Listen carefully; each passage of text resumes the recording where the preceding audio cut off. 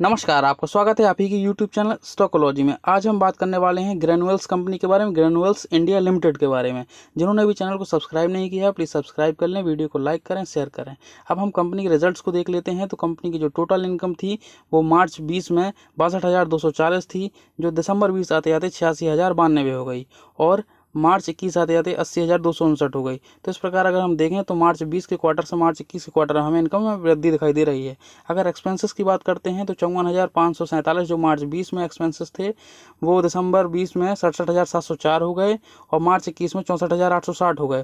तो इस प्रकार अगर हम देखें तो मार्च 20 से मार्च 21 तक में एक्सपेंसेस जो हैं वो भी हमें बढ़े हुए नज़र आते हैं। अब अगर हम बात करते हैं ईयर ऑन ईयर इनकम की, तो वर्ष 20 में 2,63,520 जो आय थी वो वर्ष 21 आते आते 3,26,442 हो गई।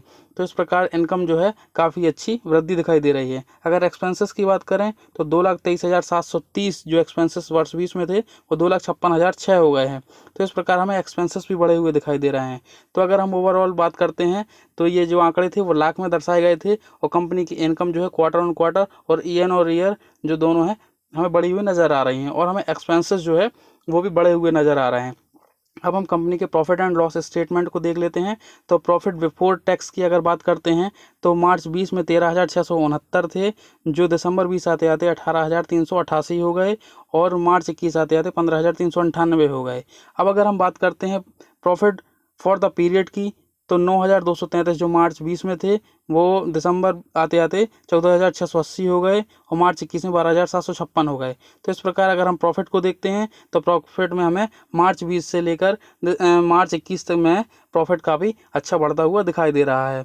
अब हम ईयर ऑन ईयर की बात करते हैं तो प्रॉफिट बिफोर टैक्स की अगर बात करते हैं तो 45,112 जो प्रॉफिट था उसके स्थान पर मार्च 21 में वर्ष 21 में 70,436 का प्रॉफिट हुआ है बिफोर टैक्स। और अगर आफ्टर टैक्स की बात करते हैं तो 33,539 के स्थान पर 54,945 के जो है प्रॉफिट हुआ है। तो इस प्रकार अगर हम देखते हैं तो ईयर ऑन ईयर भी प्रॉफिट जो हमें काफ़ी अच्छा नज़र आ रहा है, जिस प्रकार से हमें क्वार्टर ऑन क्वार्टर में प्रॉफिट नज़र आ रहा था। तो ओवरऑल अगर हम देखते हैं कि कंपनी की आय के साथ साथ प्रॉफिट भी बढ़े हैं।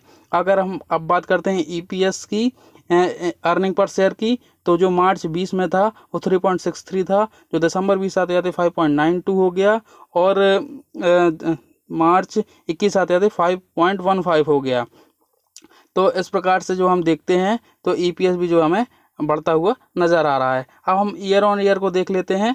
तो जो वर्ष 20 में बेसिक था वो 13.19 था, जो कि वर्ष 21 में 22.05 दिखाई दे रहा है। तो इस प्रकार से हमें ईपीएस जो है बढ़ता हुआ नज़र आ रहा है। तो कुल मिलाकर कंपनी की परफॉर्मेंस काफ़ी अच्छी दिख रही है। अब हम कंपनी के एसेंशियल्स की बात करते हैं तो कंपनी का जो मार्केट कैप है वो 9,019.08 करोड़ का है। Number of shares 24.77 crore market में उपलब्ध हैं। पीवी रेशियो 4.45 का है। यील्ड 0.27% का है। कैश की बात करते हैं तो 272.34 करोड़ कंपनी का रिजर्व कैश है। प्रमोटर्स की होल्डिंग 42% की है। सेल्स ग्रोथ 10.08% की है। आरओसी जो है 22.67% है। एंटरप्राइज वैल्यू 9,637 करोड़ की है। पीई रेशियो 14 का दिखाई दे रहा है। फेस वैल्यू 1 है।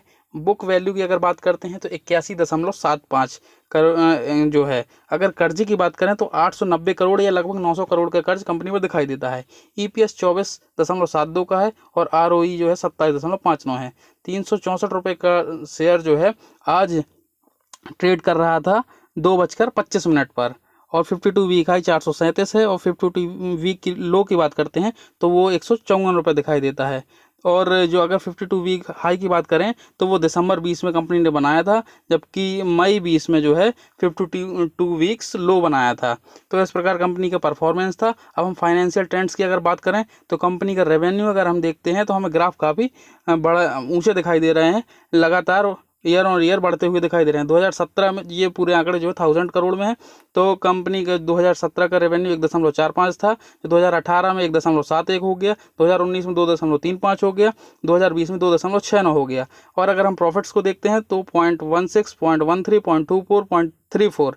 तो इस प्रकार अगर हम देखें तो कंपनी का रेवेन्यू लगातार बढ़ता जा रहा है और कंपनी का जो प्रॉफिट है वो भी लगातार बढ़ता जा रहा है। अब हम शेयर होल्डर पैटर्न को देख लेते हैं। तो कंपनी में जो प्रमोटर्स की होल्डिंग है वो 42.04 है, जो कि दिसंबर 20 में से बराबर है। FIIs की बात अगर करते हैं तो FIIs की होल्डिंग 23.11 है, जो दिसंबर में 26.38 थी। तो FIIs होल्डिंग थोड़ी सी घटी है। DIIs की बात करें तो 0.32 के स्थान पर 1.50 हो गई है, मतलब बढ़ गई है। पब्लिक होल्डिंग 31.27 के स्थान पर 33.36 हो गई है, तो पब्लिक होल्डिंग भी बढ़ी है। तो इस प्रकार से कंपनी के रिजल्ट्स काफ़ी अच्छे थे, कंपनी की इनकम काफ़ी बढ़ी हुई है। जिन्होंने भी चैनल को सब्सक्राइब नहीं किया प्लीज़ सब्सक्राइब।